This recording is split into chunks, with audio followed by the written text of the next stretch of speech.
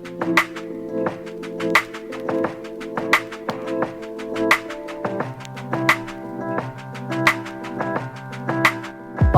to the Lessons Learned podcast, a podcast reflecting on the lessons we've learned and those we're still in the process of learning.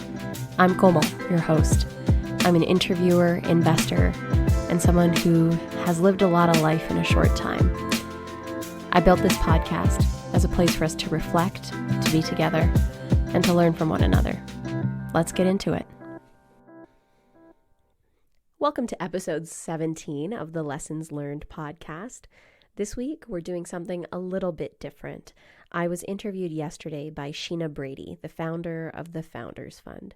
The Founders Fund is a membership community where you can become a member as a female founder or female identifying founder of a company and have access to funding, resources, training, and tools, everything you need when you're going through running your own business, or if you're in the ideation phase of starting your own business.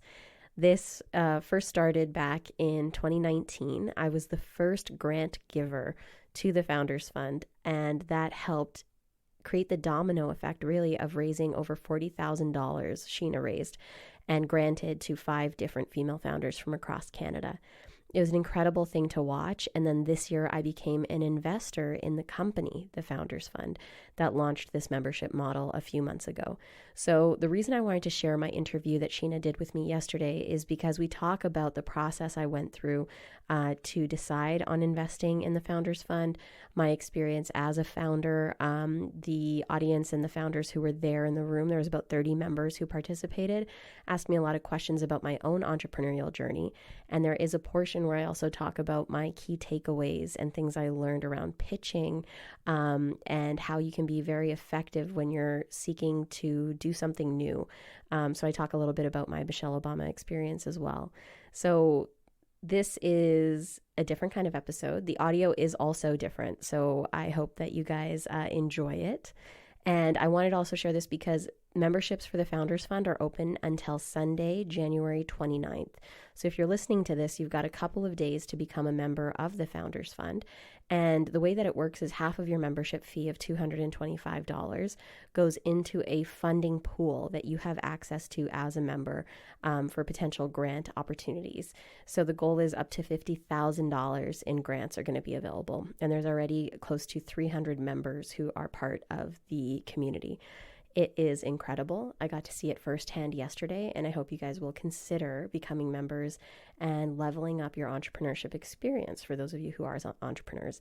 And for the rest of you who aren't, this episode is full of so many different nuggets about my journey that I think that you'll be able to learn a lot from. So without further ado, this was my interview yesterday with Sheena Brady from the Founders Fund. To find out more about how to become a member, visit foundersfund.ca. Hi, everyone. Hey, everybody. Look who I got here. Yay. Amazing. So Happy Tuesday. Yes, and happy official welcome to the Founders Fund. Welcome to the 2020. fund. Yeah. We are so pumped because we knew for a while we were filming this, like for at least a month. But randomly yesterday, I thought, well, we have some Ottawa members, so why don't we invite them to see if they'll come in real life? And this was literally like yesterday, 11th hour. And I thought maybe nobody will come, but you all can't see this right on the live stream, but like right behind you, there's like 1, 2, 3, 4, 5, 6, 7 Ottawa members that showed up last minute to come support us. I'm like tempted to pick up the laptop without effing everything up. I censored myself just there. That's a great start. You're better than me. Amazing. And so this is great. You are all adding to the energy in the room. So thank you so much for coming. And the 20-some people, members online, like this is incredible. Yes. This is exciting. This is so good. Yeah, what a way to start. So I remember the first call Sheena and I had. Oh, you're going to tell the story about how we met? Or not how we met, how we really connected? That is how we met. It is. That was the first time. Yes, you're right. It is. So we had tried to get a call on the books for a while, and it was actually just to like get to know one another. Mm-hmm. And Sheena started telling me about the Founders Fund, and this was at the beginning of 2019. She had just been pitching the end of 2018 to get the fund started, getting people to invest, donate, so that and there just was put a money to pin in give. that, and I was exhausted. Yeah. Yeah, because I had pitched myself. I don't know if any of you have been there, but you pitch yourself over and over and over again. And then when you don't get the results you expect, it's extremely deflating and it makes you question, why am I doing this? Yes. So with the Founders Fund, by the time I got to your call, I only showed up, to be honest, as a courtesy, like just to make sure that I didn't seem like a flake, because I was ready to hear no again, because that was the pattern that I had heard over and over and over again. Yeah. So just to share how I was feeling at that time. But yeah, do you want to continue? Yes. And you were telling me how, you had shared the vision with so many people and how you'd built Tease Tea over the last few years and the value it had for you, but that you knew that this wasn't your full legacy company, that this was going to be part of your legacy, but that the Founders Fund was what you wanted to really live on beyond you. Yeah. Because you knew that if you had access to this funding in the beginning, like you've shared this, and we'll share this, I'm sure, through the journey with members, but you couldn't get funded in the beginning. You built this company off credit cards and paying those credit cards off, and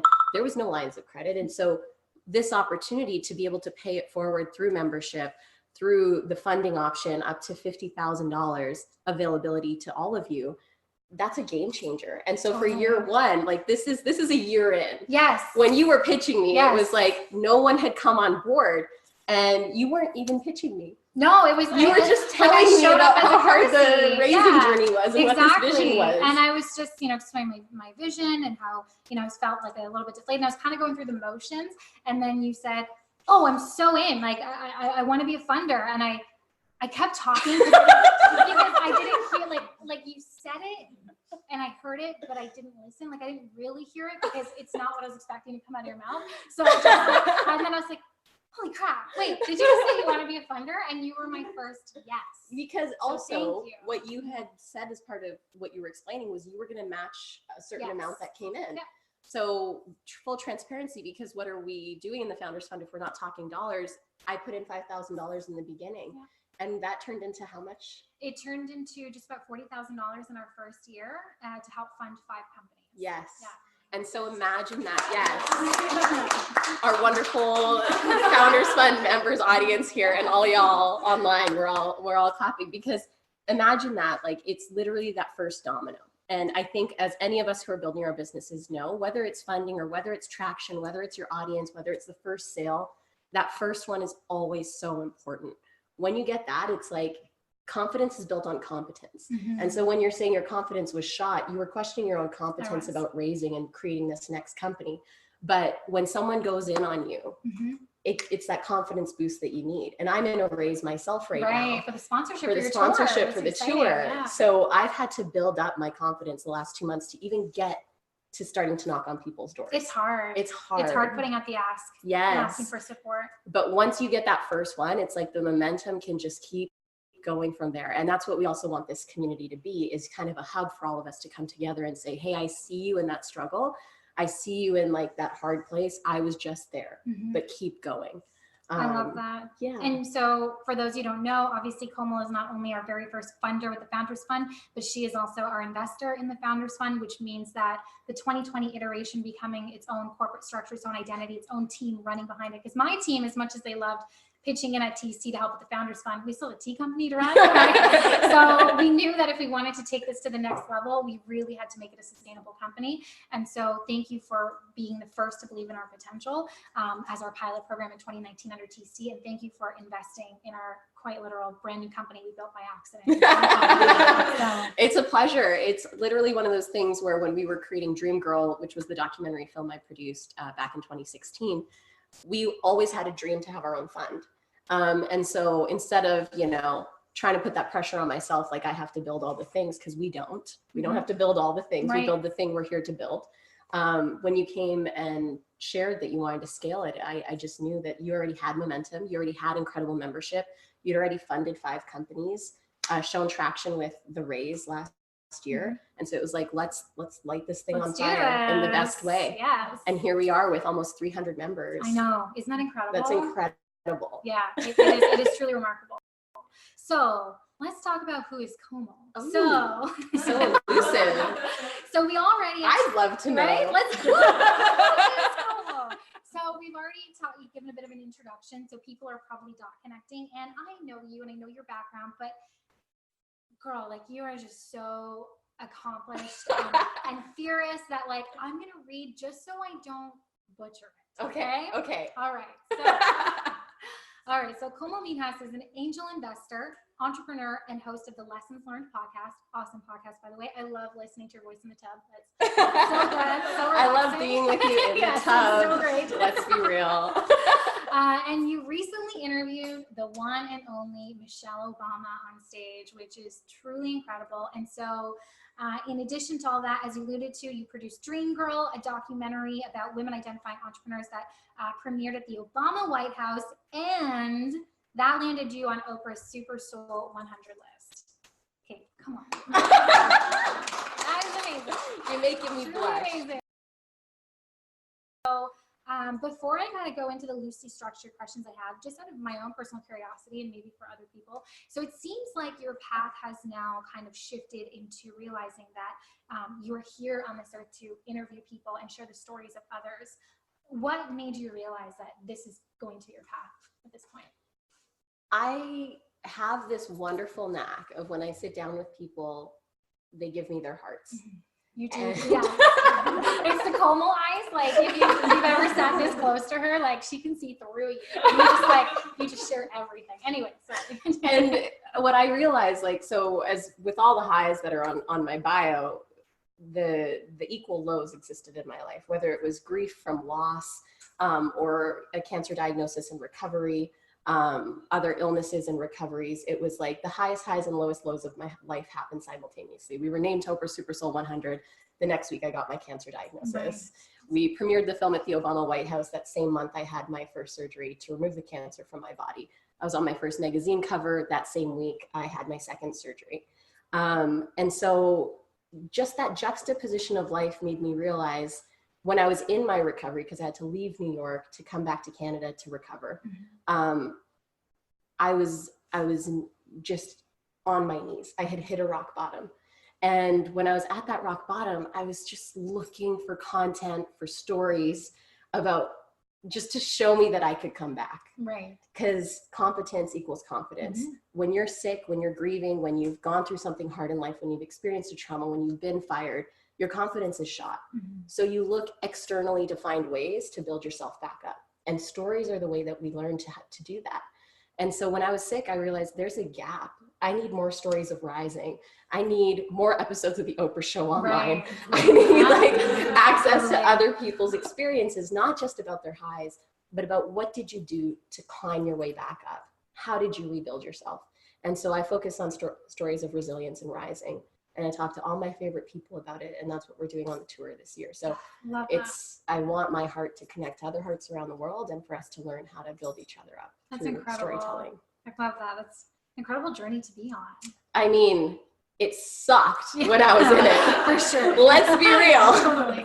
But the privilege of having my health back, of being in a room like this, being able to pay it forward with the wealth I've been able to generate through investments, it's literally, there's nothing else I would rather do with my life. And there's no bullshit in the way of what I'm here to do anymore. So it's like, I'm here to do the work, and this is the work for me. As she says with Komal eyes. and here I am, the interviewer, interviewing the most professional interviewer. Like, no question.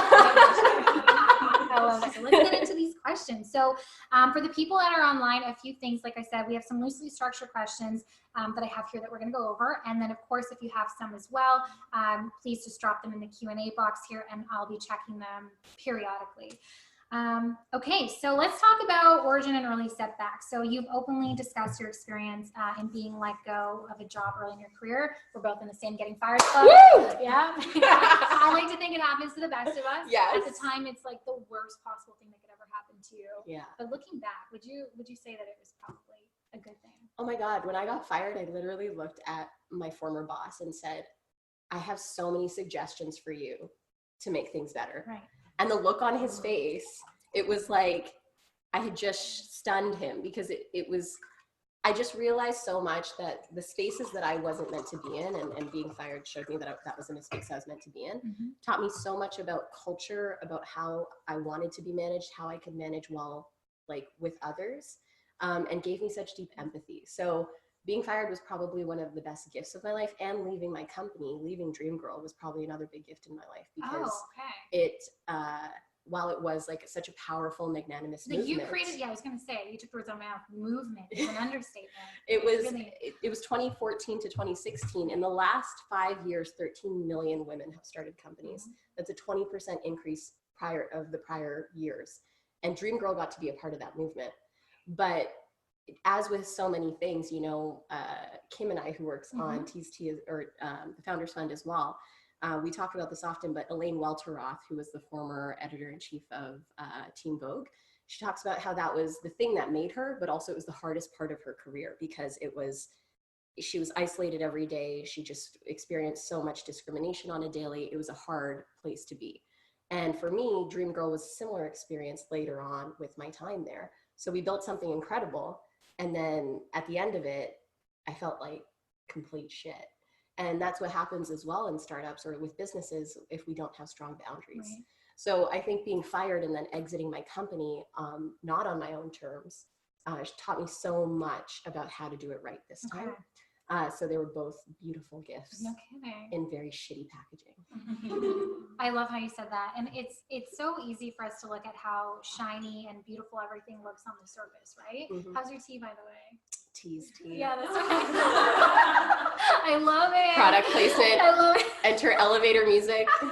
Best tea ever, right? What flavor am I drinking? So this is turmeric tonic. Oh, I so can, it has like ginger, pineapple, beet. Yeah, it's a really good mix, especially in the day today. Do you guys want some? Yeah. Cheers. Amazing. What do you wish you knew 10 years ago about yourself and your business? Like what are you, 29? Sorry. 30. Amazing. 30, flirty, and thriving. Welcome to 30. Okay, so this is perfect. How timely. So now you're entering into your 30s, into this, my favorite decade yet, to be honest. So yeah, what would Komal tell Komal at 20, now that she's 30, in both personal and business?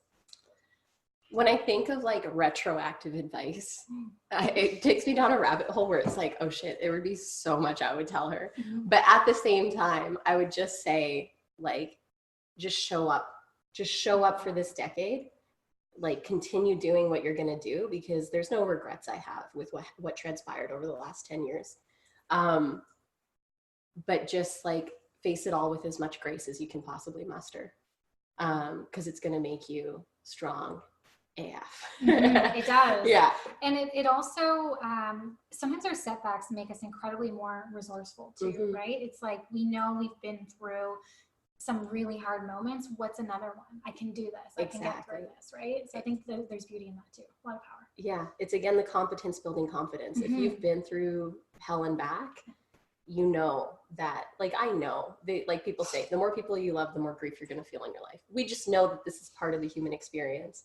But it's like with any other muscle that we flex. Resilience is a muscle that we can flex and build over time. And it's the hard things that can give us that resilience. Our parents want to protect us, right? Like, you're a mom. Yes. You don't want anything bad to happen to your little baby girl. But it's that hard stuff. If we teach young people how to rise and how to come through it, especially if we think of it at an economic perspective as well, like so many more people are deferring to entrepreneurship because the traditional workforce isn't working for us. And job security isn't necessarily a thing. So when we're looking at building that resilience muscle, it's not just about that personal resilience, but it's about how do we, in an economic standpoint, how do we from success standpoint or traditional living our lives and being well as human standpoint, integrate resilience with how we face these challenges. Absolutely. I think about that as a parent, to be honest, a lot. Yeah. Like, I grew up in a single household environment, so my upbringing is very different than my daughter's. And so I do think about that, like, how can, if you're in a more privileged environment growing up, how can you still build resilience and grit and, tackle complex problems and be super resourceful? And so, yeah, I think about a lot of that as a parent more than ever, it seems. So. Right. Anyway. I'm not even a parent, and I think about it for future prospective children. If I'm blessed with them one day, I'm like, what would they do in this situation? Because I don't have enough to worry about it. So you kind of alluded to this already when you're talking about, your new path, wanting to share the stories of others. But was there a specific moment or series of moments where something just clicked? Like that moment where something just totally made sense and you realized that this is your clear purpose, your path? It's very recent. I was building an entirely different startup a year ago. Right. I was building a company called CoreSpace, and it was a platform for telling intersectional stories. We were creating content from writers from all over the world. And what I realized was I was creating the thing that I wish I had when I was sick. It was like, this is what I wish I would have had to recover and come back from burnout and whatever it was, teaching people to work differently. But I was hiding behind it. I was not wanting to involve myself in the company. So I built it like so that it could live without me, because I was so scared I'd get sick again, or I was so scared, you know, what's going to happen to this company if I'm not around anymore. Okay. Because that's the thing of when you face something so stark as, you know, your own mortality. It takes a long time to remind yourself that you have the privilege of still living. Right. I mean, to go there, we're going to a heavy place right now. But yeah, so when I was building CoreSpace, it was actually an advisor that I just met for lunch once. It was the first time we met, and I was explaining the company to her, and she's like, "You don't want to build this." I was like, "You don't know me. You don't know. You don't know and me." At this point, you've already invested time and resources and people. Like, that's not what you want to hear, right? And once like all of that settled down, I was like, "You're right. Yeah. This isn't what I want to build." And so I made the hard decision over 2 weeks to shut down that company. I let 6 people go in one day. Oh my gosh. And the funny thing is, fast forward 4 months, they're all, a good chunk of them are working with me again on this new project. But having been fired, having had to exit a company not on my terms, those 6 conversations are some of the most proudest hours of my life. Because letting 6 people go, I did it with such empathy, such compassion for both of us. They were able to hold space for the situation. I was able to hold space for the situation.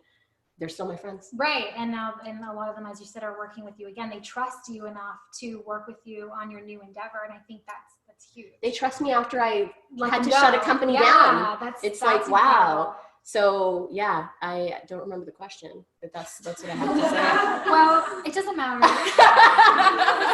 Because in hearing you talk, I now have another question. Perfect. That's great. Because it just dawned on me as you were speaking that, you know, the way you set up CoreSpace, you basically trusted a team to help build and execute for you. And as you shared, you wanted to be more hands-off because of your own personal fears and concerns, right? So now flash forward into your current business.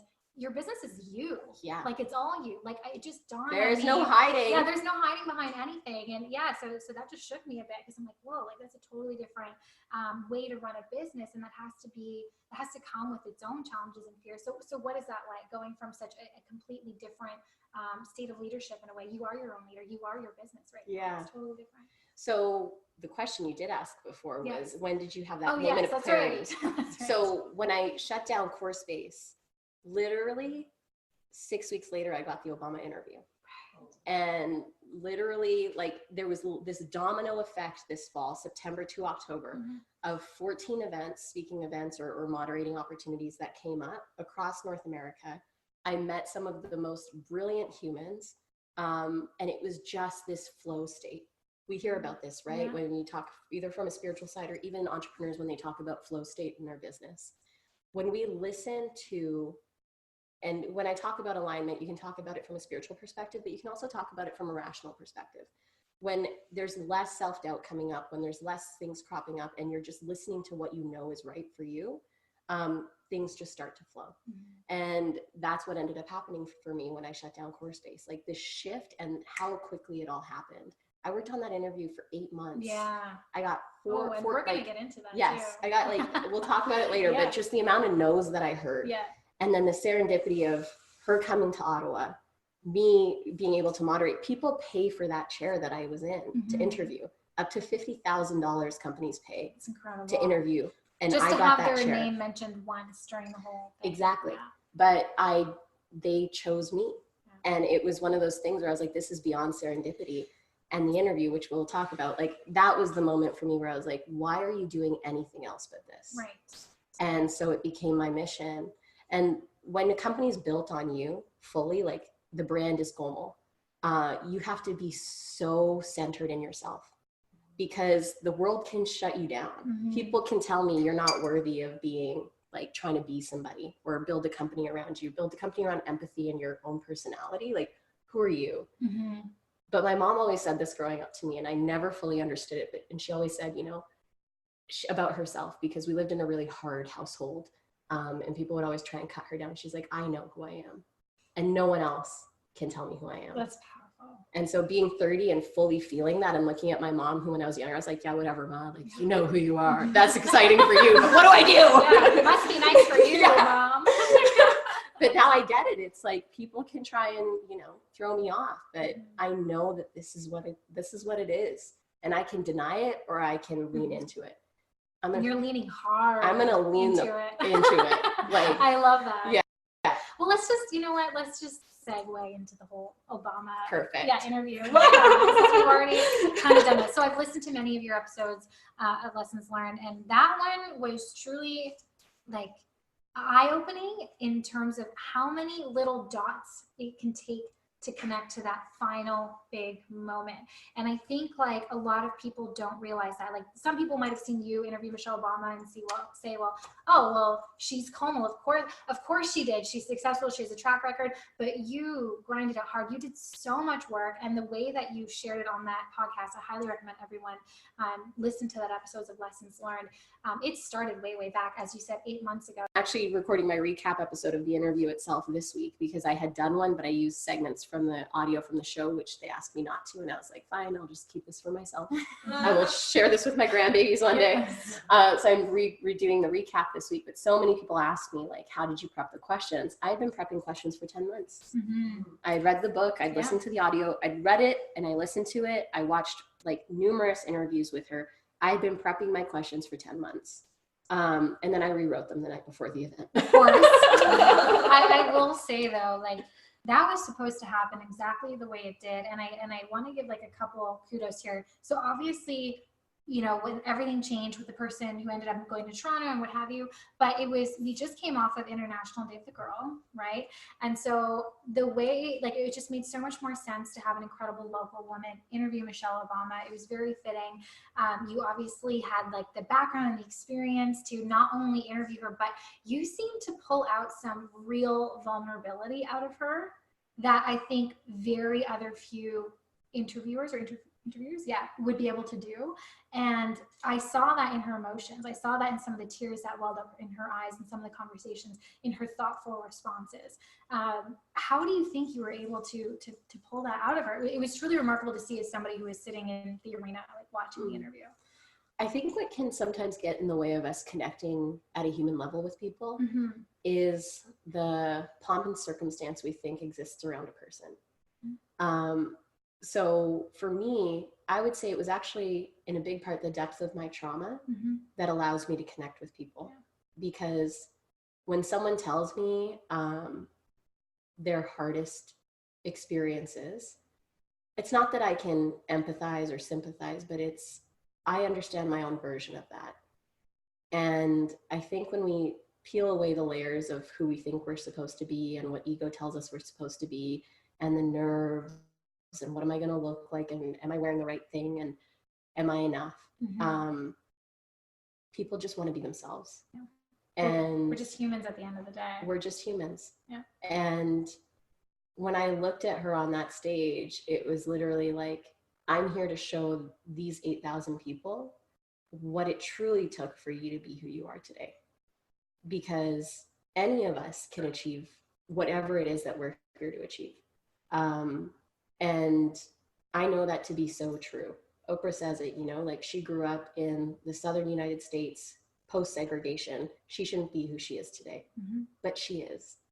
And so if we give each other that grace of like just looking at each other at a human level and being like, I see your trauma, I see your pain, I see what you came through.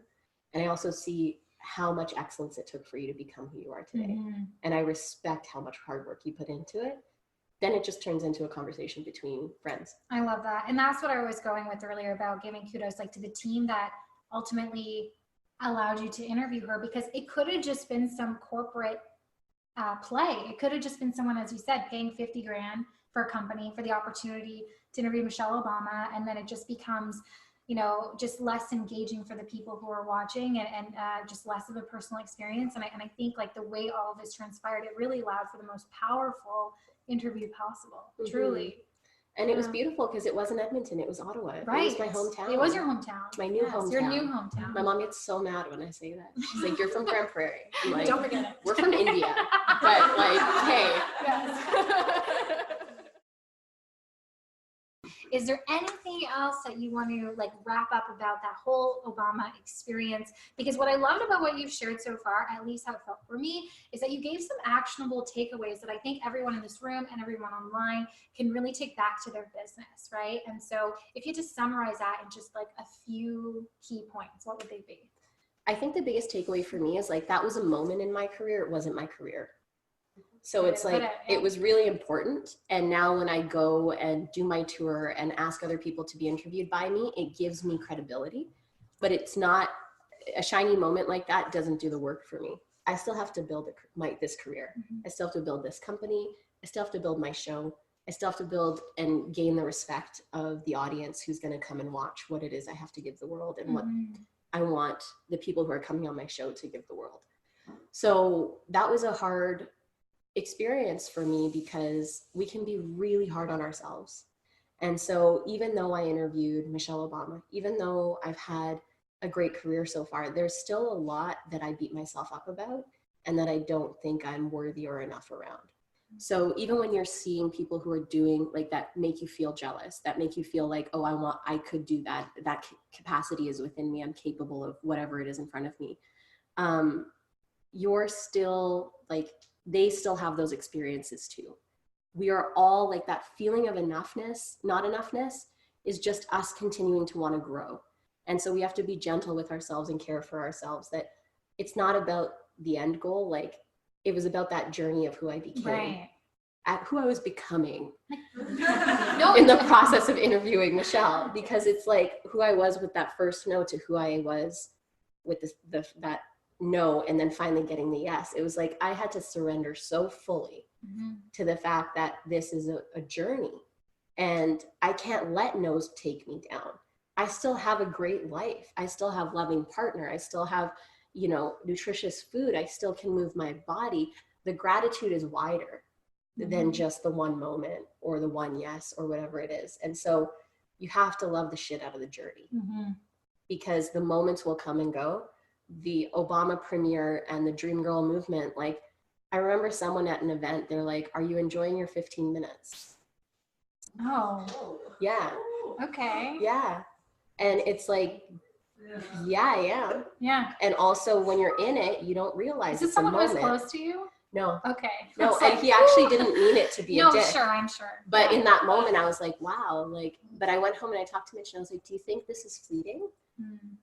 And of course it was. Like, it was a moment in time. Yeah.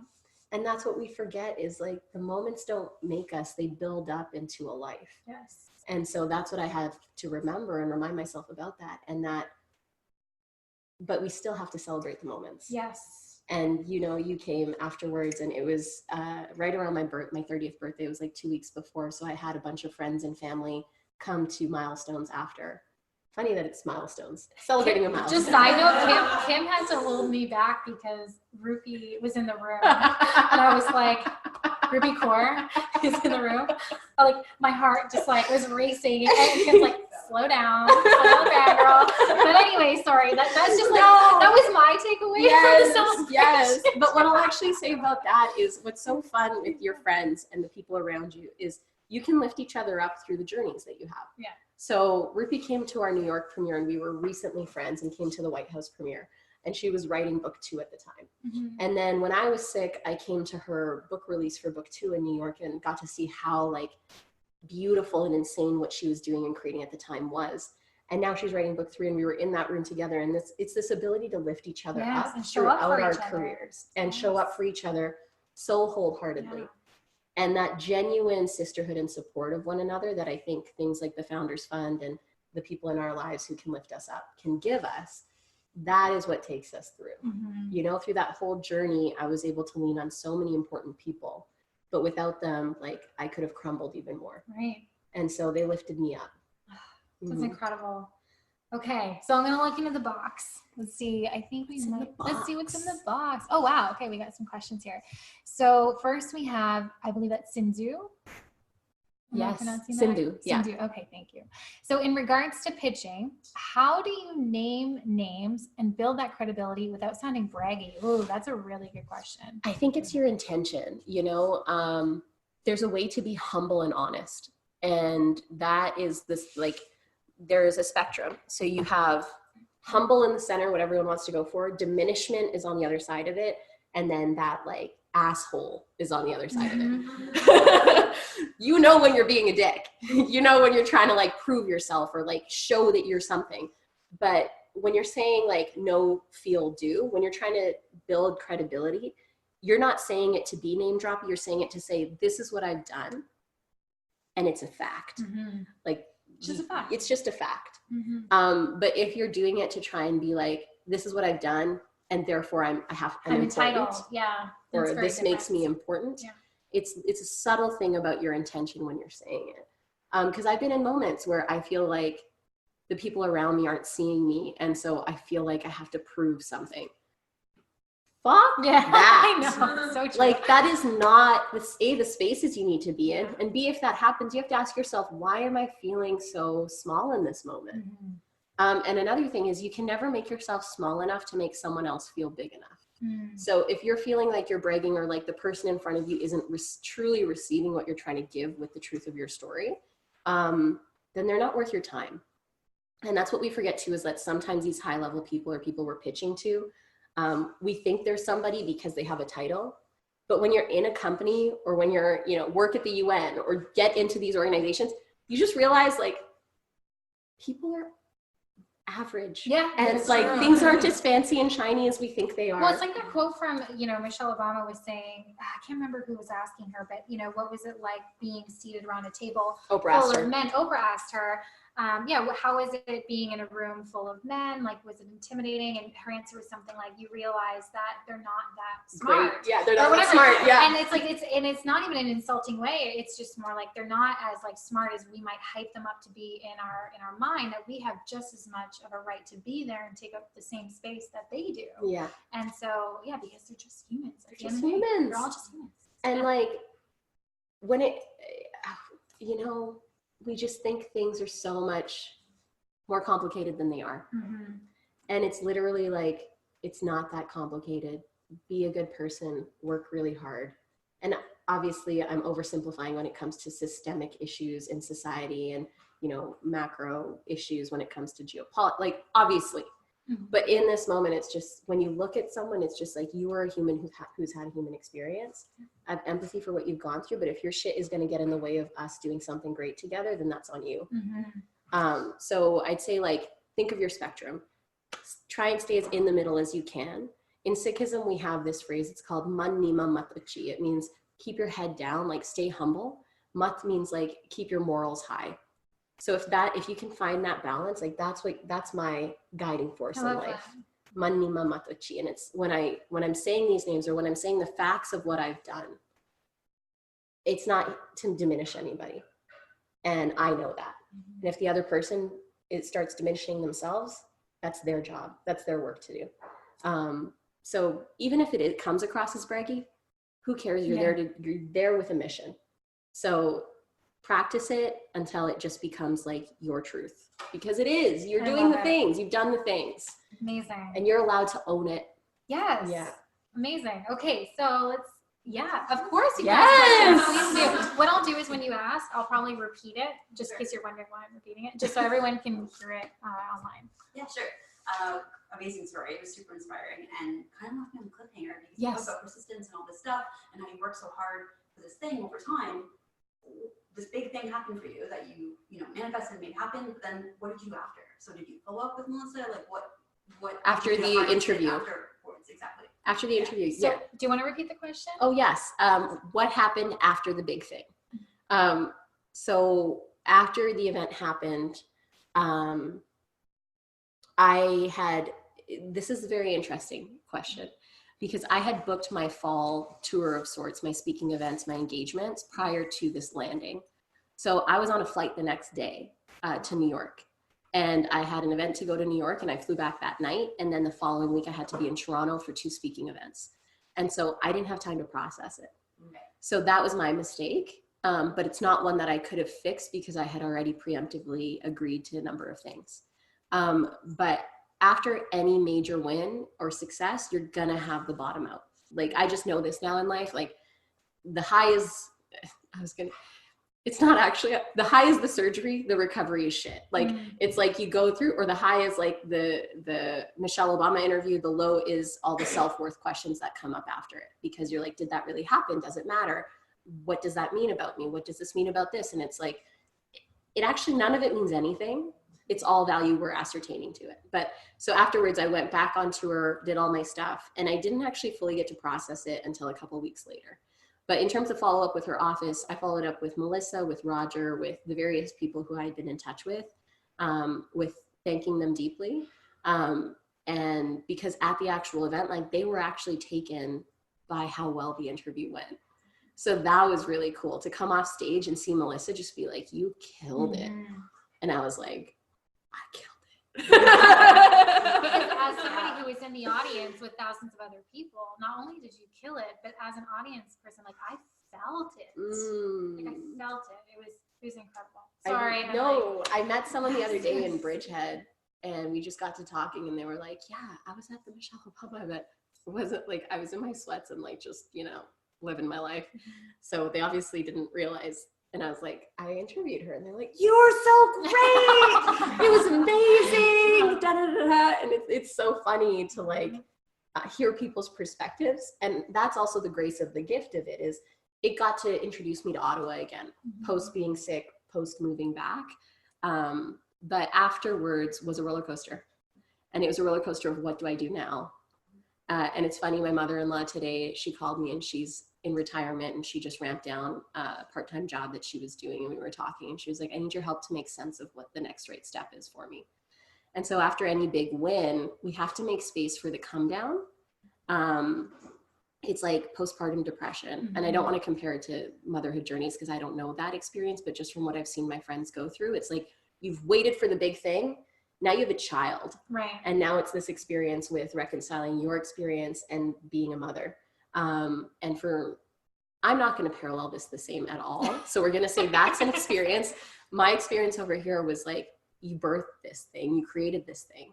And now the come down is, what does this mean about me? What am I going to do next? But then also, how do I create space to celebrate? So I did my best to do all those things. And that's where the seeds of the tour started to be planted, was October. And I officially like took the leap and invested in making it happen late in December. There was a lot of shit that happened in between. So it wasn't just good the whole time. Yeah. Amazing. Yeah. So Nima, who's the founder of Sarah Leah Designs, beautiful, modest clothing, she basically shared that in her entrepreneurial journey, there are two dials, fear and excitement. And, both are obviously like extreme ends of the spectrum. So my understanding is how can we kind of like turn that dial a bit, so it's like more of like an even keel in the middle, so that you're not constantly strung out on one end or the other. Is that right? Okay. Cool. So I feel like there's always going to be those extremes, but it's how centered you are in the process. Because whether it's fear, whether it's the negative emotions or the positive ones, you can live in either side of it. And it's part of like the Buddhist tradition, and even like within Sikhism, where it just talks about this pragmatism with your emotional self, where the steadier you become, the less those extremes matter. And so I'm living it in action with this part of my journey, where I used to have really heavy oscillations, like depression where I couldn't get out of bed for days. And then these highs where it was like, there's Oprah, like, like the extremes. Yeah. But now that middle ground, and it's really come through building this resilience muscle. And there's these 7 C's around building resilience in ourselves. I can't remember all of them right now, but I did a podcast episode on them. And the more we can just become in tune with like our own, the things that can anchor us, whether it's prayer, whether it's exercise, like those actual daily habits that root you in a day, because then you can focus on, what do I have to do today? And not the big things that cause the fear of like, where am I going? Is this going to turn into the $1 million company? And oh my God, look at all these sales that came in. It just becomes part of that longer journey. So what can anchor you in today? helps me bring the sides of that spectrum closer and focusing on the work. Because we can get so stuck in the what ifs, but it's the action that creates clarity. And so just continuing to move, whether it's personal decisions for what your wellness routine is that day, what you have to do for work that day, how you're going to ramp down your day. The less space I have for my brain to just be insane, the better off I am in a day. And not to manage anxiety for sure, but also creating the moments of stillness. So the meditations where I'm falling asleep, but also the meditations where I can actually build that clarity and just that peace that I want. Yeah. I think what you shared definitely resonates with a lot of us as entrepreneurs, because we're constantly like, what's next? What's next? What's next? While we're putting ourselves out there, when we're risking so much to put ourselves out there. And I think this goes back to the end of the day, like we're all just human, right? Yeah. And we have to remember, what are those things that make us human? You mentioned prayer or exercise, or maybe it's cooking or what have you. And that's been a huge part of my own personal journey recently, that realizing I am more than just that entrepreneur or that person who works at Shopify or whatever. And so I'm trying to appreciate more of those moments that make me human. Like I like to nerd out on plants. I'm getting into reading again. I got my first gym pass of my entire life. So proud of you. I know, right? So, and now I'm identifying as like a person who I also love that you called it a gym pass. What is it called? I don't even know what you call it. I so don't work out. The joke for anybody who knows me well, why I never work out is because I'm allergic to sweat. You know what I'm saying? Like I really hated working out for so long, but Michelle Obama, sorry, gotta bring everything back to Michelle Obama. Yes, we all should. Yeah, but what she said on stage with you, it resonated with me. It made me get my gym pass. I don't know what else to call it, whatever. Was that you need to find the thing that works for you. Like it shouldn't be a burden. So working out shouldn't be a burden. So I'm not a cycler. Like I went to one Soul Cycle-ish class and I lasted 10 minutes and I was like, peace out. Like this is not for me. This is horrible. My legs and my crotch are on fire. Like, get me out of here.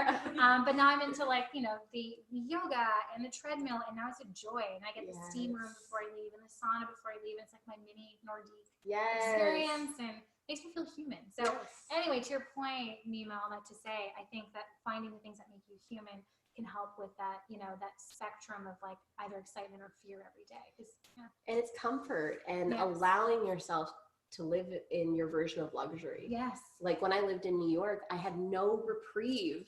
There was people everywhere. There was concrete everywhere. They had trees, but they were devoid of life, in my opinion. And it just was like, I couldn't replenish.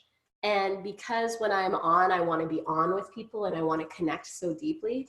Like it takes a lot for me to refill my cup. And now I know that. And I live on an acreage in Carp, like middle of nowhere. No one can find me. Like when I'm off, I'm off.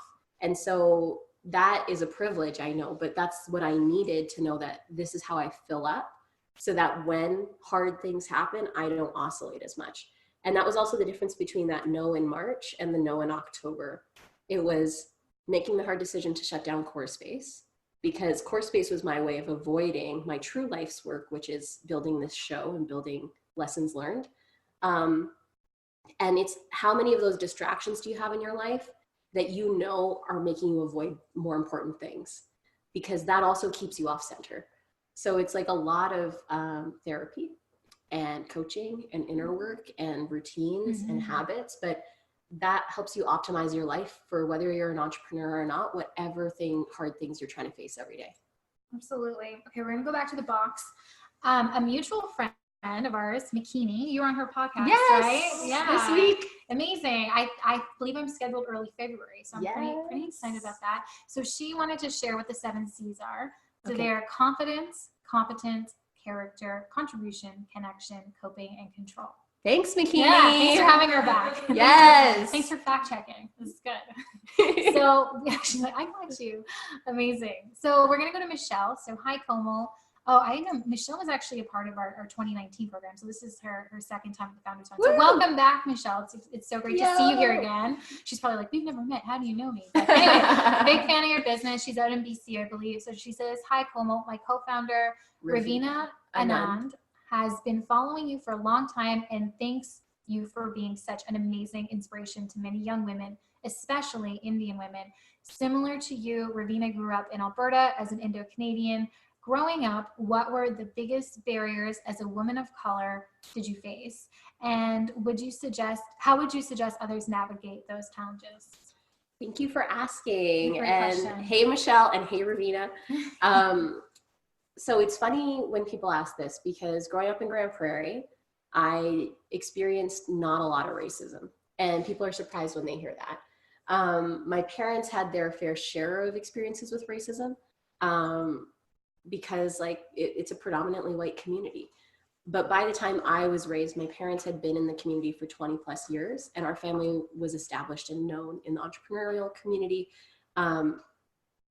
But that being said, I was always aware of being the only or the few. One of my best friends was also South Asian, and she came when I was in 5th grade, and it just gave me like solace or 4th grade, and it just gave me solace in knowing someone. And she like actually lived like behind my house. So we had this community, but it for sure made me become an overachiever. Mm-hmm. Like that was my coping mechanism, was how do I perform? How do I be the best? Because my mom would say like, we have to work X amount as hard to be known, to be seen, to be accepted. And that's what my parents did. Like they became entrepreneurs. They became some of like the most prolific entrepreneurs in the city. Like they didn't just go, they went hard. And that I think became both a blessing and a curse for me as I got older, because I didn't know how to stop until my body forced me to stop. It took a cancer diagnosis and losing vision in my left eye from a neurological illness for me to be like, okay, body, I will listen. Time to slow down. Time to slow down. And now I've been able to choose and reconcile my life in a way that works for me, which is great. But on this sense of being the only or the few, I was at a conference last week. And I shared online with my Instagram community what it was like to be one of maybe like a couple dozen women of color amongst 4,000 white women. That's incredible, by the way. Thank you for taking us on that journey. Did It's any of you see journey. that on Instagram? So the TLDR, the short of that little story, Yeah.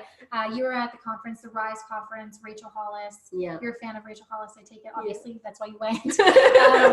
And so you went and you experienced being like a significant like minority in the, I guess, like the stadium, right? Yeah. Like there were just not many women of color at all, and it was quite I guess like shocking for you in that experience. So yeah, thank you for taking us on the journey. And because I think like for myself, as someone who doesn't identify as a woman of color, of course, it made me realize how much of a responsibility that I have as well to make sure that people feel comfortable and feel seen and feel included. And of course, I knew this in the back of my mind already, but hearing the stories, like so many people replied to you and you were sharing that so transparently, and the different perspectives and different point of views and the different experiences, it was extremely telling, all from an Instagram story. Like I learned so much. Thank you. Appreciated that. Yeah. Sorry, I just had to. No, and I appreciated your message, because I feel like a lot of women of color, we fear speaking up and out about these experiences because we don't want to be the angry person of color, or the person who's being too much of something. You're too woke. You're trying to teach too much, or like, that's not our burden. But in that situation, the only way I could be in the room was to find my community elsewhere. And so my online community showed up and out for me. And it was like, wow, incredible. Not only that, but so many of them were in my DMs and were like, I've been too afraid to say something publicly when I'm in a situation like this. But what was crazy to me was the conference organizers, they checked every box that they should have to make it an inclusive event. The programming was 50-50 in terms of diversity and gender makeup. The actual organizing team was very diverse in and of itself. The speakers who were people of color were phenomenal. The marketing was done in an inclusive way. They just have events in 4 different cities across North America. And this one, they'd never done this like this before. It was a very white demographic. It was in Southern Florida. Yeah. And Komal is like, yeah, I'm going to go to Florida because I got to see Oprah for her 2020 vision tour the week before. And then I was going to go and see Rachel Hollis. And also from an event planning perspective, going on tour myself this year, I was like, I want to learn from the best. But once I got there and I was at registration and I looked around and I was like, one of these things is not like the other. And there's more event staff from the company they hired to work here who are people of color than there are attendees. And also what stood out to me is like, she intentionally doesn't talk politics to her audience because it's a predominantly Southern audience. And we know why you do that. We know why Taylor Swift did that for years. Like, you don't want to lose those clients or those customers. So it just became this like big exploration for me, but also made me so aware that as I'm entering personal development and self-development space with a critical lens of how the world works, it's my responsibility to speak up and out about this and to be honest about my lived experience and the lived experience of my audience and community, and also not to lump women of color and people of color in one, like, we are very diverse in that one, you know, title space. So what I would say to how I would suggest to others to navigate those challenges is find your community who can support you while you are the only or the few in a space, because you need to be in that space. It can be isolating. Your knee-jerk reaction can be to leave. And this also goes for women in male-dominated spaces. But if we can find the supports we need and the inside jokes and the conversations and like the words and the messaging that we can do, like a WhatsApp group with your friends, like whatever it looks like, to help you through that hard period of time so you can still show up and get what you came to get out of the experience.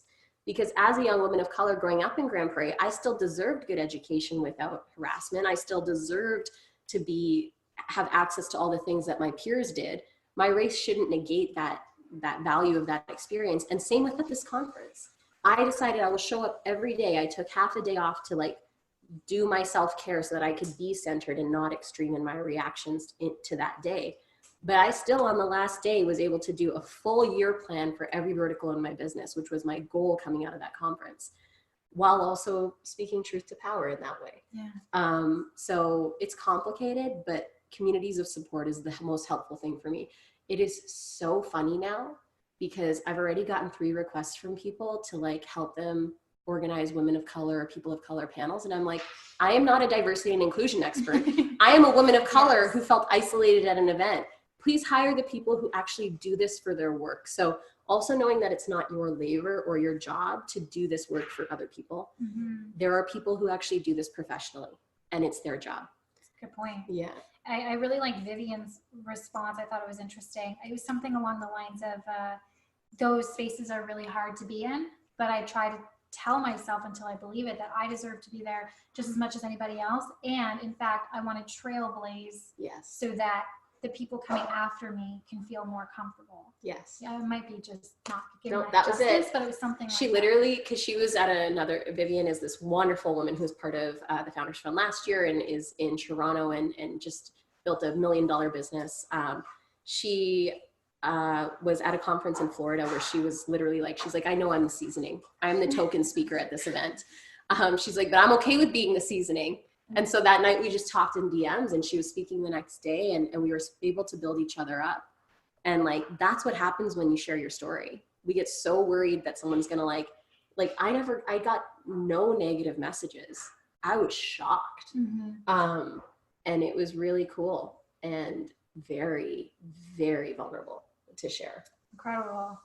Okay, well, this is great on timing because I think we only have 2 questions left. So a little bit more rapid fire and maybe we've got like 3 minutes left. What are the greatest skills, this is also from Michelle, what are the greatest skills you've learned over your journey and can attribute to your success?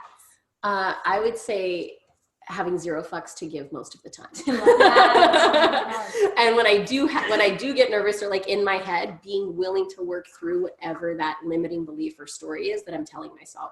So when it comes to sponsorship, I invested in TST. Yes. It's easy for me to invest in other people. But right now where my portfolio is at, I'm not investing in companies this year. And this year, instead of self-funding my company, I'm like, hey, I think it's time for me to ask the world to invest in the thing I'm building because I know it matters. I know the value it will have. But now I have to not only articulate it, I have to pitch. I have to make myself vulnerable. I have to ask people to help me and to invest in me. And that's hard. But it's taken me 2 months to get out of my head and now into action. So I think it's our job as entrepreneurs to ask ourselves all the things we fear. Like that fear bubble is actually just the things we have to build competence in. Competence breeds confidence. If there's like the baseline for anything you take away from today, competence breeds confidence. And when you're not feeling confident in something, it just means you have more to learn more to remind yourself of in terms of what you've actually done or your capacity in that space. And you have to build the case for why you're actually good at that thing. And once you do, like, it feels like you're leveling up in life. Like once I tackle sponsorship and know what the sales cycle is, know how to pitch people, know my value add, then it becomes a natural part of my business. And it's like, I can tackle the next hard thing. Absolutely. And then the next hard thing. And then you just get really good at tackling hard things. And isn't that what we most admire in the people we look up to? It's the best part of being an entrepreneur, in my opinion. Yeah. It really is. Yeah.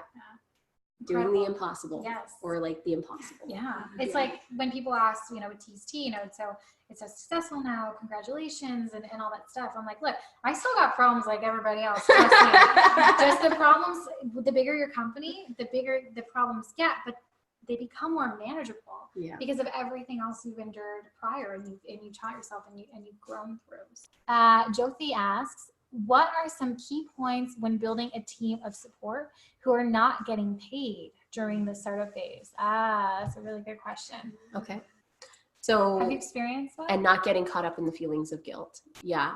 Yes. Okay. So another Kim-ism, because Kim taught me this, because for me, when I was starting up, the access to capital I had was helpful, because even if I couldn't, like, I could pay people a small amount, and that became a value that was really important to me, but we all don't have access to capital in that way. And early on with Dream Girl, that was the case for us. I worked for free for the first year and a half on Dream Girl. And it was tough. Like, I was on the other side of that side, and you start questioning value, and you start calculating things. But another Kimism is people ascertain value in different ways. So I think if we can be transparent with the people we're bringing on and say, I don't have capital, but right now, what does value look like for you?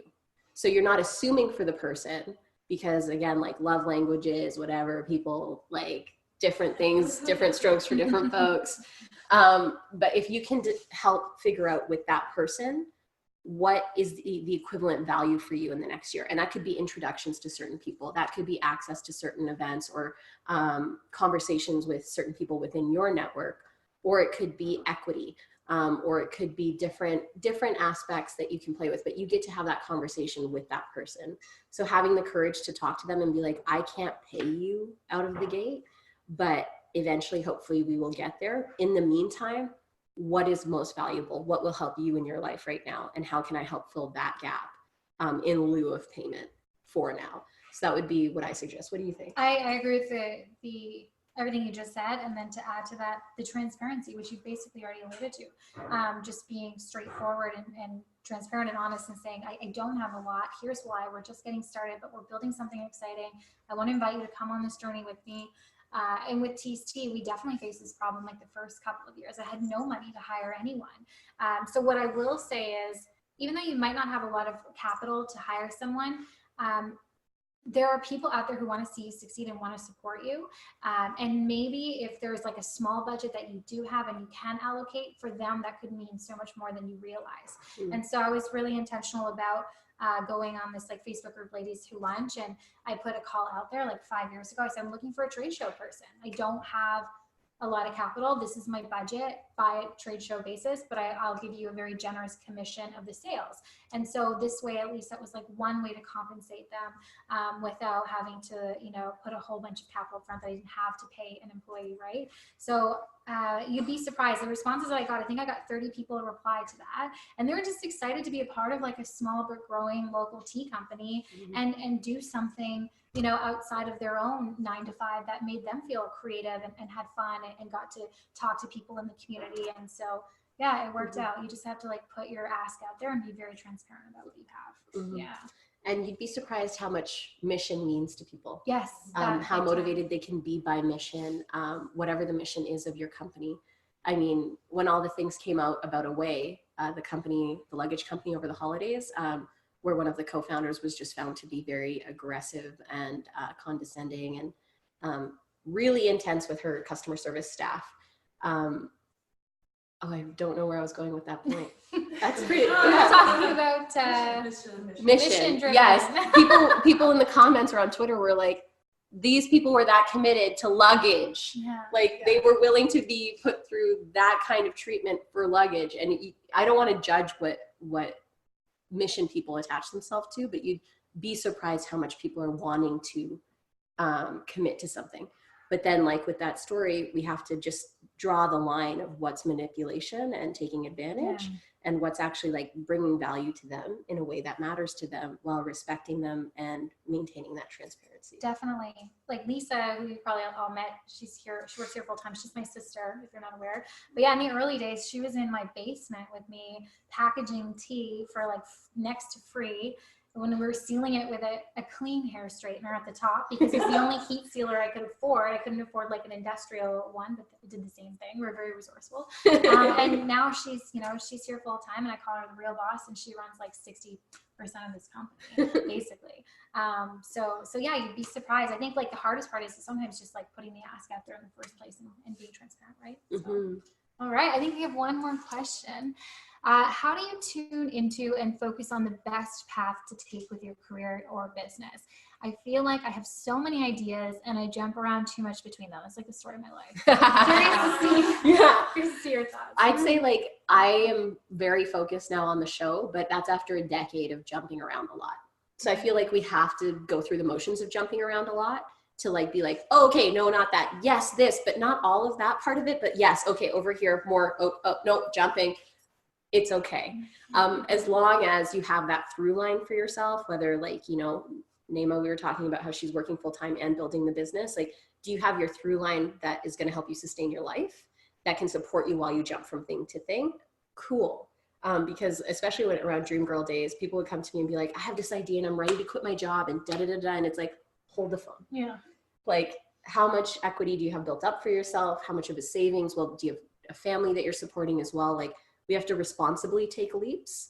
But if you feel like comfortable in that way to test and play, I encourage people to test and play. I agree. And to be okay with failure. Yes, exactly. And these people are like, you need to go all in. Like, you don't really believe in your business unless you're going all in and it's all you focus on. And I just call BS on that. Like, I agree with testing. Yes. That's why I'll be at Shopify 5 years in February. You know, I started off in an entry level role and just slowly built my business and validated our product and, you know, created a loyal following that kept coming back and just continued to invest in other people. And so it doesn't have to be this crazy all or nothing. Yeah. No, I so agree. And that part of being multi-passionate, as Marie Forleo calls it, is that you have to be okay with failure. What is failure? It's not actually like a person can't be a failure. Like, you as a human, like, I can't look at someone and say you're a failure. A failure is a moment in the journey, and a failure actually like could just be a comma in a sentence. Like, you're continuing forward. People ask me, like, when I talk about closing down Core Space, they're like, how does that make you feel about failure? Pretty great, because it led me closer to like what I'm actually here to do. I don't see it as a failure. I see it as a bridge. So be okay with your multi-passionate being, jump and play with the various things responsibly. And that will help you narrow focus, or find that it's instead of 5 things, it's 3 things or 2 things. Like, that's okay. We're complex beings. We're not meant for over specialization, which is why I'm into like the old Greek way of education, when you had like Plato and all of them doing their shit, because they got to learn about everything. When I was in high school, I loved every subject. Like, I loved physics as much as I loved English. But then when I went to university, they're like, you have to pick a major. I'm a generalist. I picked journalism, but I was minoring in economics. And it's like, you can be a complex person and have multiple interests. Really, and we have to let people be okay with that. Absolutely. Yeah. Thank you guys so much for listening in to this interview with Sheena. It was a long one, but I just had so much fun. I knew that it would be valuable for all of you to listen to. And again, if you want to be a Founders Fund member, memberships are open until January 29th. You can check out foundersfund.ca to find out more. I'm going to be mentoring throughout this experience for founders who are part of it, and it's going to be an incredible year. So make sure you don't miss out.